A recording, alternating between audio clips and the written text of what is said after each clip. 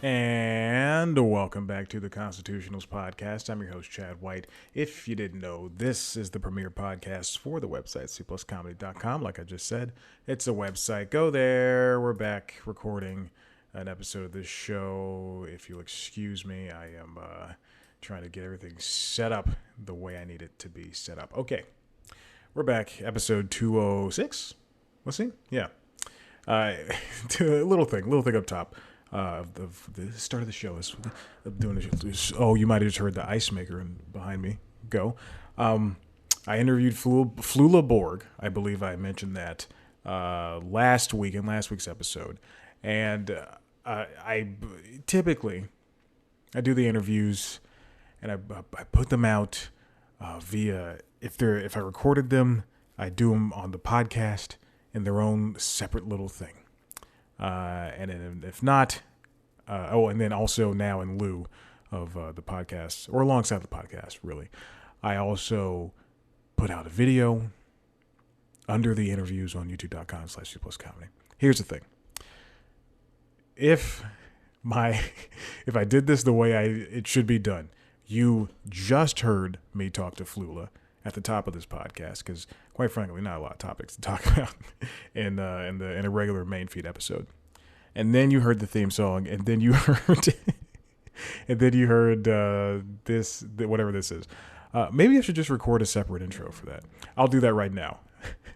Okay, Chad, please edit from this point on.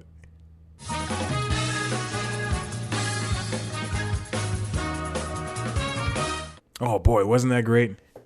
If I edited it correctly, you didn't even notice. In a video version of the show, I should just leave it in. It'd be funny. So much editing to do, truly, and I had a whole week to do this, and I just didn't. But the problem is, I enjoyed the interview. I forgot to press record on Zoom, so that's the big issue. So if you watch the video, you're not going to see a lot of me. It's going to be, what sucks is I did a really funny bit that he enjoyed and went along with. I don't know if he enjoyed it. He went along with it. And I had a fanny pack. Oh my God, my fridge is so loud. I had a fanny pack, and I was pulling out. I already owned a fanny pack, so it was great. I just bought it for running. But bought this fanny pack, and I started pulling just random stuff out of it, like a candy bar, and then, like a golf, and then it all ended in like a golf club. And I thought it was such a good idea, and I did it. And I noticed I wasn't recording. So, yeah. So then at one point, I think halfway through the interview, I pulled out my phone and I just started recording on that, because recording myself on that. I have him. I recorded a video. I did a screen capture. That's my backup. That's technically the backup. So what usually I do is I do the Zoom recording is the main one. The backup is is recorded via OBS, which if you want to slow down of an old laptop, run OBS and then run something else. You'll notice last week when I tried to play YouTube videos alongside recording this. So yeah. And the thing I was worried about that entire time is the digital camera I'm using, or the DSLR I'm using as my webcam is it okay? I think that was the same day I figured out how to use the DSLR. So here we are recording a podcast. Jobless, single. I got nothing to do. The weekend is coming. I've been harping on this all day. Memorial Day weekend is coming. Is right here, and I got nothing to do. Isn't that horrible? Got nothing to do, nowhere to go. Maybe I'll go to the pool. Who knows? All right, well, you just spent 15 minutes listening to me talk to Flula. You want to spend another 15 listening to me talk about Amazon buying MGM? Yes, that's right. Amazon bought Metro Goldwyn Mayer. Google just activated somewhere. This comes from New York Times. I like to have one ear within a headphone. If you're watching the video, you just saw me swipe back in my right ear and pull off the cup of these Bose headphones, and I like to have one ear free, so I know how loud I'm talking. Because when you have headphones on and you're talking into a microphone, you think you're talking at a regular volume, but you're not. I also just turned myself up. This comes from New York Times, written by Brooks Barnes, Nicole Sperling, and Karen Weiss. James Bond meet Jeff Bezos. Amazon makes $8.45 billion deal for MGM. Now, if you've been following this since last... Jesus, this is not moving. If you've been following this, this happened last weekend. Much like the the Discovery and Warner Media thing, this was kind of brought out of nowhere. Amazon had already been looking to buy, more studios and stuff, but this one kind of just popped out of nowhere. MGM was looking to be acquired for about a year or so, something like that. I don't know. We'll find out. And MGM has 007, James Bond, the Rocky franchise. Let's see, what else does it have? Thelma and Louise, a bunch of great movies. It just doesn't compete with what Warner Brothers or Sony has.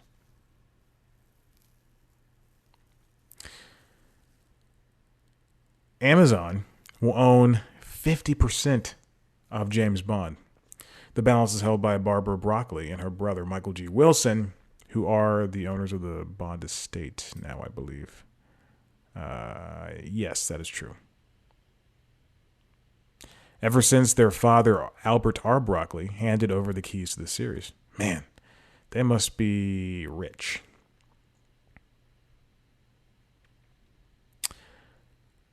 Amazon had about $71 billion in cash and a market capitalization of $1.64 trillion. So this was truly a move that they didn't need. This is the biggest acquisition of theirs since they bought Whole Foods in 2017, which was $13.4 billion.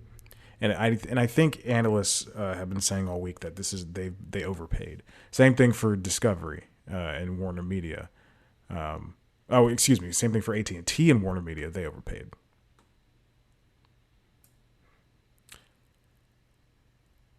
Let's see. Okay, they're talking about... Okay, in buying MGM, Amazon is bolstering Prime Video at a time when the biggest old-line studios are becoming less willing to license their libraries outside of streaming services. Warner Brothers, Walt Disney Studios, and Paramount Pictures must now supply corporate siblings like HBO Max, Disney Plus, and Paramount Plus. Yes. This is a similar things happened with Sony licensing its old stuff and new stuff, its future new stuff, to Disney and Netflix. The Amazon deal could emerge as a pivotal moment in the convergence of big tech and the entertainment industry. Instead of acquiring old line studios, internet companies have grown under their own steam in Hollywood. Yeah, I guess so. Until now, Apple has flirted with such purchases in the past.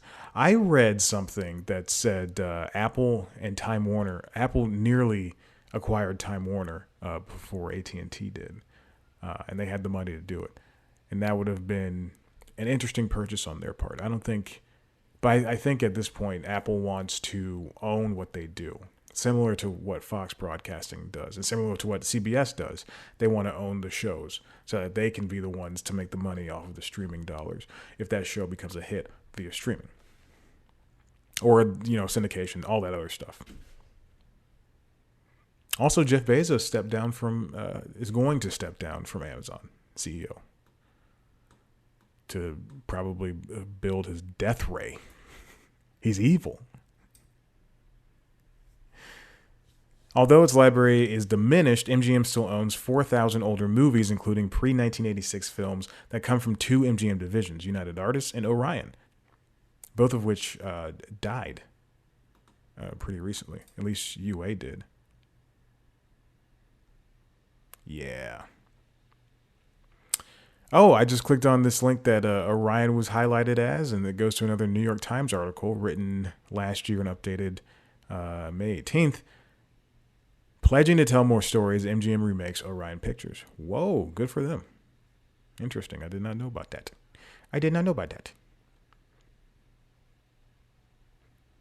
Okay.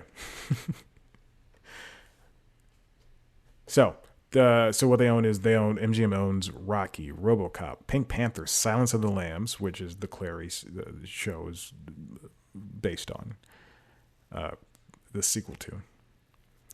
James Bond, Legally Blonde, Moonstruck, Basic Instinct, The Thomas Crown Affair, and Tomb Raider. Whoa. That's amazing. Oh, their newest movie. They have a bunch of movies that coming out that could be Oscar contenders, such as the Aretha Franklin biopic starring Jennifer Hudson, Respect, House of Gucci from Ridley Scott, starring Lady Gaga and Adam Driver. You think they fell in love? I recently rewatched Lady Gaga and Bradley Cooper singing "Shallow" at the Oscars, and oh man, wet. No, but seriously, they're super horny for each other. And then they both broke off their respective relationships after that. Like, come on, man. Sounds like definitely had to happen. Completion of the deal is subject to regulatory approval, which it'll happen. I mean, if Disney and Fox can merge, Fox 20th Century can merge, then and AT&T can buy Warner Media, even during the Trump era when even he didn't want it to happen. I mean, nothing matters anymore. It's going to be it's going to be Disney, Apple, who else? Disney, Apple, Netflix, Amazon, and probably one other studio that own everything. And everybody's going to be happy about it because Spider-Man gets to touch Wolverine's wiener. But this is going to be. I wonder what this does for. I mean, I don't think it'll do anything in the short or the long run. But I wonder what this does for the streaming library of the James Bond movies. Maybe the James Bond's writers' kids, like they own the rights to all of James Bond. Maybe they own the streaming rights as well, obviously. And I say that because Bond, you can stream the first movies prior to the 90s, I guess, on Pluto TV, on Amazon, or IMDb TV on Amazon Prime Video. Yeah. But this is a good deal for them. Again, they overpaid, but based on what I've read. But Amazon Studios is in desperate need. Well, Studios is the thing that is the production arm, but Amazon itself, Prime Video, is in need of something that is able to bolster itself in the streaming world. Because right now, I don't, unless you use a Fire Stick or a Fire TV or something, that I don't see people exactly running to Prime Video. But hey, who knows? We'll see how this goes. Because maybe, what was it? Okay. Oh God, the light just turned out. Oh man. Hey Google, turn on the desk light. It's all right. We're back. I'm keeping it all in, baby. It was AT&T that had to break up as Singular a couple of years ago, or break up into Singular Wireless, or get rid of its broadcast arm, or its arm to who knows, who cares? What am I talking about? I'm uninterested in what I have to say, but I think at some point everything's gonna have to break up. Just like they're trying to break up, regulators are trying to break up Facebook and Instagram. YouTube had to be broken. Not YouTube. Google had to be broken up. And even into Alphabet, and even still, it's too powerful. I think Apple's got to. But Apple's smart the way they're run. They don't look like a monopoly, but they definitely feel like one.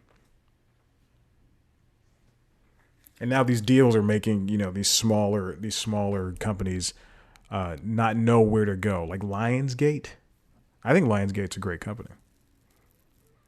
And I think they're all fine, production companies, and they put out good and bad movies all the time. But it's Lionsgate, STX, Legendary. I think Legendary might be a Warner Media thing. Who knows? I'm not going to care to look it up.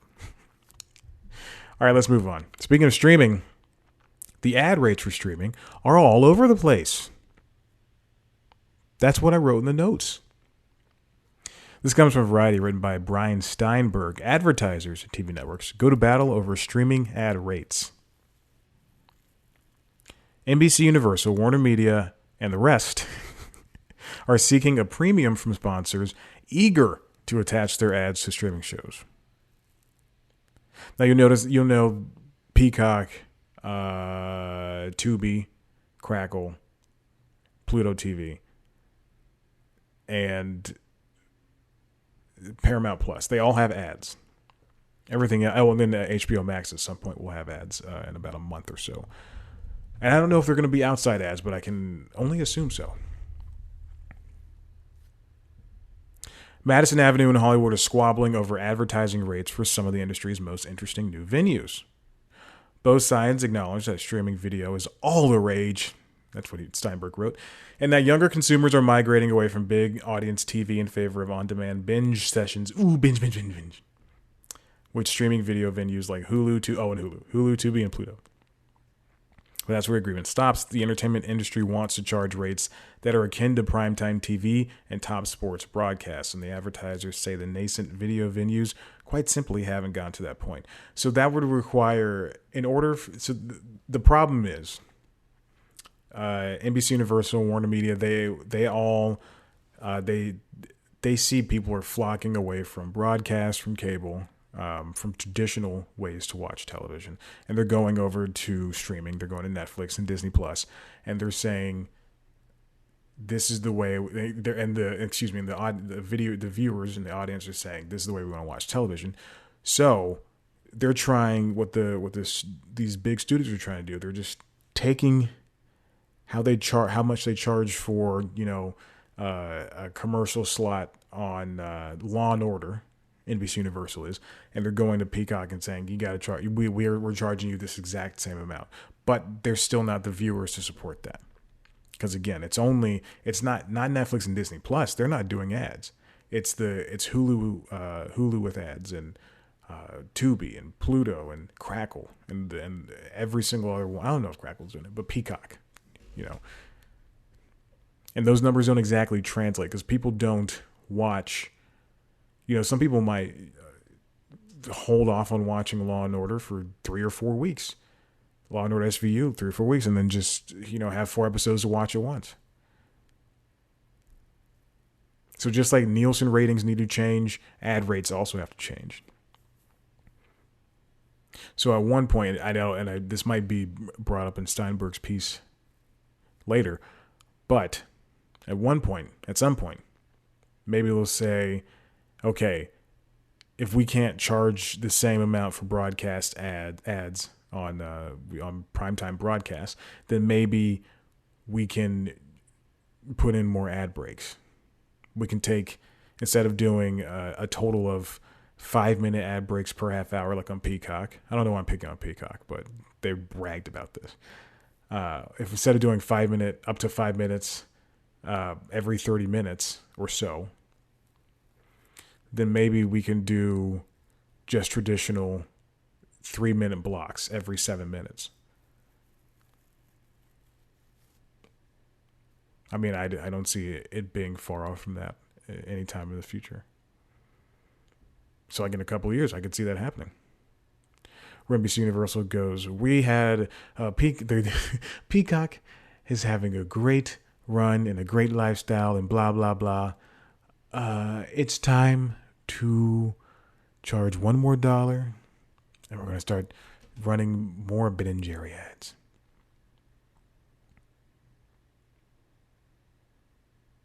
The back and forth over a very new type of media shows just how quickly streaming video is hooking consumers who have a yin for high-quality dramas and comedies, and the advertisers who need to reach them to keep revenue flowing. There's likely more to come.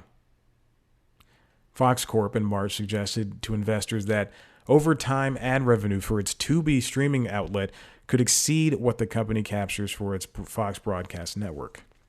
Walt Disney Company said in March, filing with the U.S. Securities and Exchange Commission, that ad sales at Hulu, ABC.com and other direct-to-consumer businesses rose 47% to $882 million last quarter. That's almost $1 billion.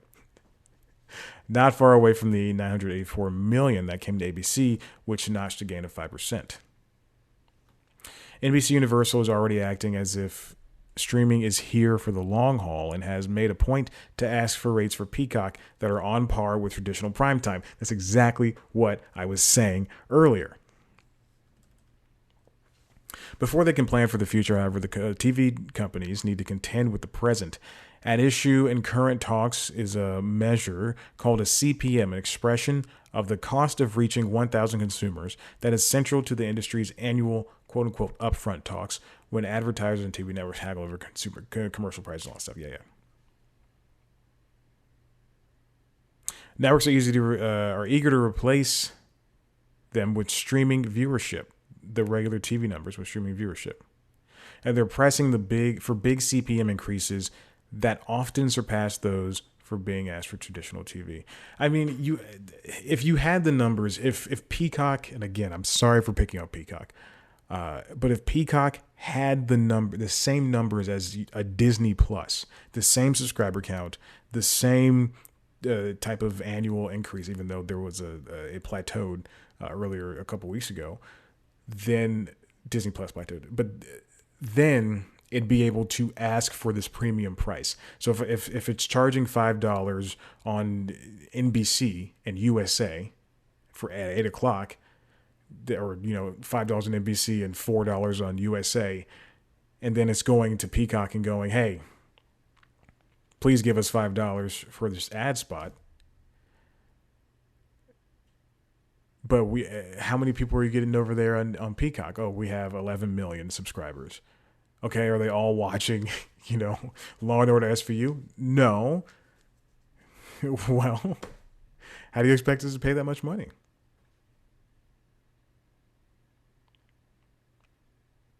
The networks won't apologize for seeking rates some might consider aggressive. TV executives believe they are offering a better quality of programming than many of their upstart rivals and think their ability to carve out audience niches around people who might want to see a movie or buy a car is worth a little extra.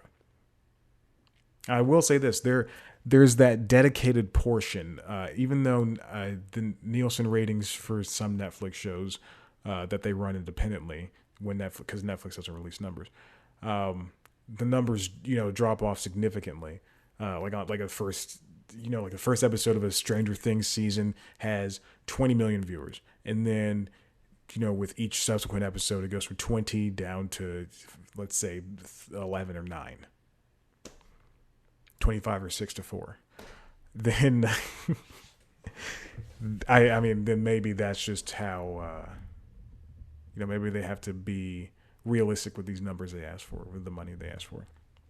I didn't want this to go on too long. It's now been 24 minutes. And I have to edit. This last thing comes from the Wall Street Journal, which I am subscribed back to for the year. From Joe Flint and Suzanne Vranica.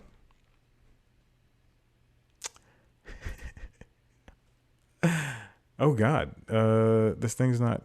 It's not disappearing. Okay, from FBI to the Wonder Years, TV networks bet on more franchises and reboots. And so this kind of goes along with the last thing with the ad rates. Networks are... the pandemic changed a lot of how television is going to work. I'm not going to say it changed it, forever, but it definitely changed. When the pandemic started, shows that, and I mentioned this in this week's News Time, which this is partly about,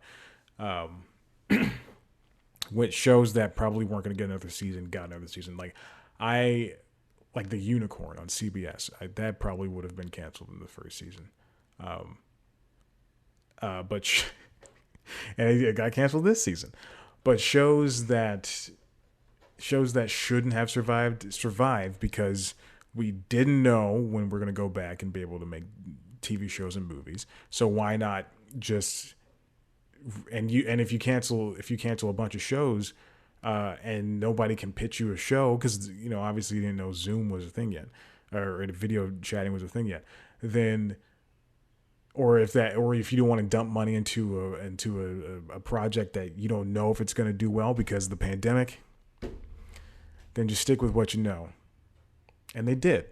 And now that we're coming out of the pandemic, those shows either performed well enough to stay or they got kicked to the curb, like the Unicorn. They were kicked to the curb, not they didn't got kicked to the curb. Maybe I'll be a teacher. I'll just give up my dreams and be a teacher. Yeah, it's not giving up your dreams, it's doing something else. So now, if you notice, Dick Wolf has 9 different shows across 2 different networks, and they're all in the same universe. He has 3 Law and Order shows, one of which started this past television season, and then another one is coming next season. 3 very, well-performing Chicago shows, PD, Fire, and Med. You can't find Chicago Justice anywhere. Put it on Peacock. I want to see it. And I've never seen Chicago, so put it on Peacock, I'll watch. I'll watch all 4. And then you got the FBI shows.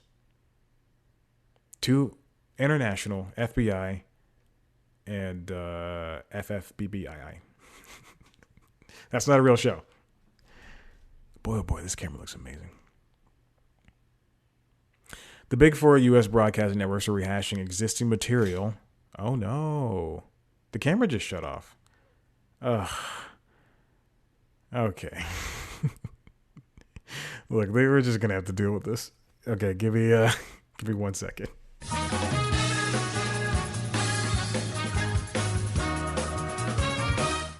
All right, what you just heard was the camera shutting off and me getting up and having to change the battery. Let's finish out this episode. So reboots are, quote, a safer bet, but on the negative side, it shows the networks aren't taking any risks, said Garth Tdeje, Executive Vice President of Video Investment for Horizon Media. While the trend hasn't dazzled Madison Avenue, which will decide in weeks how much to gamble on the next wave of predictable programming, broadcast networks are expected to benefit from the uptick in ad spending. So the summer upfronts were a couple of weeks ago, and this is what they talked about. This is the ad stuff they were talking about, buying ads, buying ad time. After the company I worked for, the last company I worked for, participated in upfronts, and we had to watch. I remember this distinctly. We had to watch the first pandemic upfront that the company produced, and it was the head of the guy who created the networks, and he was not good at presenting.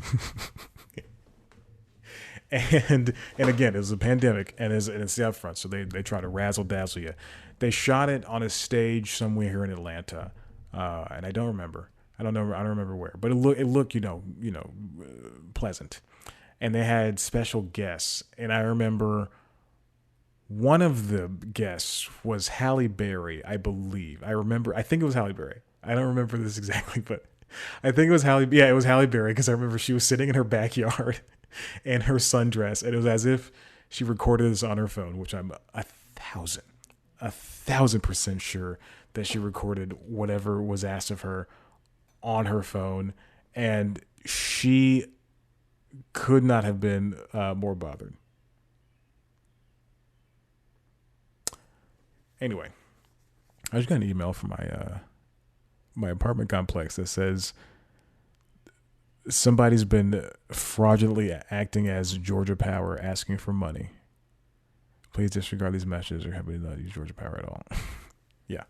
Anyway, I remember seeing that up front, and we had a company meeting, and they played it over the Zoom. This is in last May, I believe, because then they also had another up front that we had to watch in the winter time, right before I was laid off.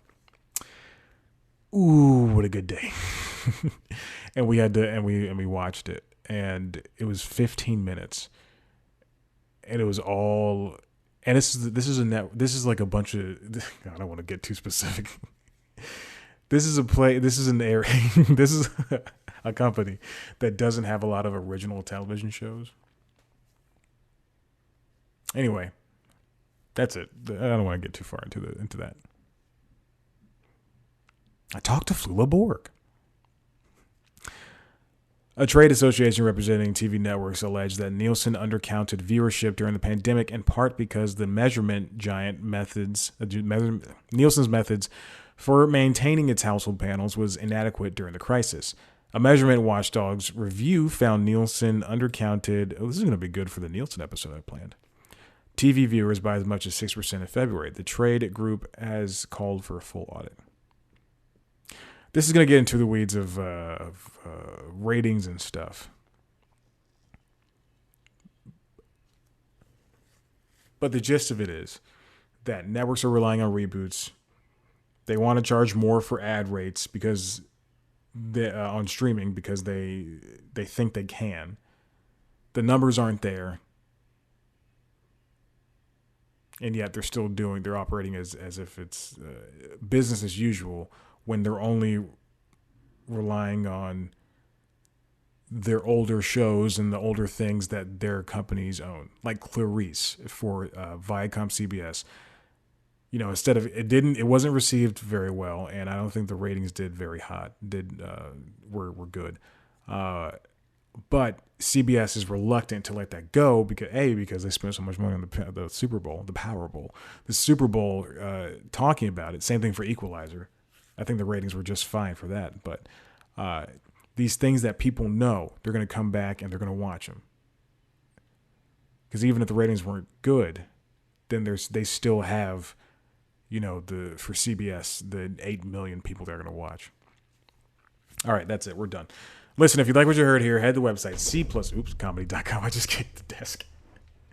cpluscomedy.com, where you can see me interview your favorite comedians like Flula Borg.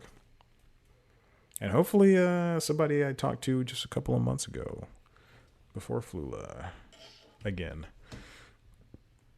But who knows? I'm trying to set that one up for a couple of weeks now. Don't send me the email and then not respond. If you want to see a video version of this show, youtube.com/cpluscomedy. I don't know why you would want to do that. See me do a lot of harsh editing. Speaking of youtube.com/cpluscomedy, you can see our premiere show, News Time. Oh, I didn't talk about the new Rugrats. Who cares? It's fun. A lot of weed jokes, and I just don't like it. There's a lot of like getting high jokes, and it just bothers the mess out of me. But it's fine.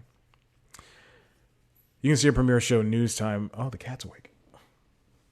Premiere show, she's cleaning herself.